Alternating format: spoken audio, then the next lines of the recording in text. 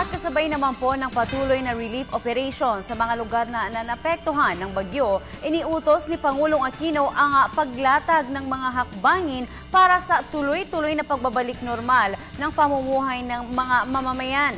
Samantala, inanunsyo naman ng Malacanang ang binuong 5 clusters ng NDRRMC para mapabilis pa ang pamamahagi ng mga relief goods. Narito ang report ng aming kasamang si Rocky Ignacio. Ipinagutos na ni Pangulo Aquino ang paglalatag ng mga hakbang para magtuloy-tuloy ang pagbabalik sa normal na sitwasyon at pamumuhay ng mga lugar na sinalanta ng Super Typhoon Yolanda. Sa paglilibot ng Pangulo sa mga apektadong lugar sa mga lalawigan ng Samar at Leyte, inatasan ng Pangulo mga kinaukulang ahensya na ipagkaloob ang agarang assistance para sa sakahan at pangingisda na pangunahing pinagkukunan ng kabuhayan ng maraming residente sa lugar.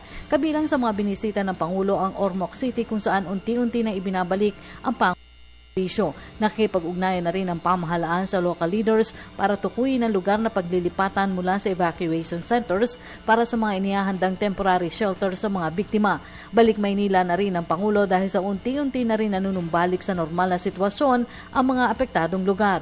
May nakatakdaring mahalagang pulong ang Pangulo sa Malacanang ngayong linggo, kabilang na dito ang usapin ng budget. Bago tumulak ng Maynila, 2 beses pa itong nakipagpulong kay Tacloban City Mayor Alfred Romualdez para tiyakin ang maayos na sistema ng tulong.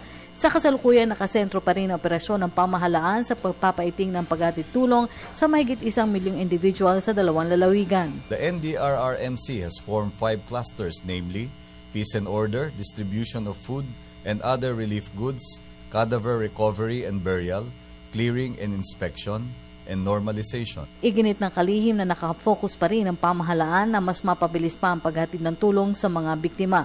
Sagot ito ng kalihim sa pahayag ng Pangulo na magsasagawa ng investigasyon kung nagkaroon ng kakulangan sa kahandaan. Sinabi ni Coloma na nais munang gawing prioridad ng Pangulo ang kailangan ng mga biktima dahil darating ang panahon sa usapin ng accountability at governance.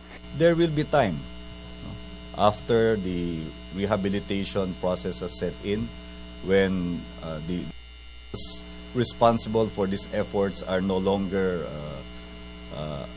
under severe challenge, there will be time where inquiry processes can be activated so that the needed corrective, preventive, and improvement measures can be adopted. Magkagayiman tiniyak ng palasyo na wala namang kikilingan ng pamahalaan sa kung sino ang dapat managot sa umano'y naging kakulangan sa kahandaan sa pananalasa ni Yolanda. Lahat po, wala naman pong exempt na government employee. Bawat kilos po namin ay subject to scrutiny at subject to accountability measures.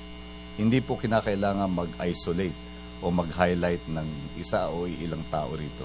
Pare-pareho pong hinaharap namin ang aming mga responsibilidad na naaayon sa aming mga itinakdang tungkulin. Para sa Telebisyon ng Bayan, Rocky Ignacio.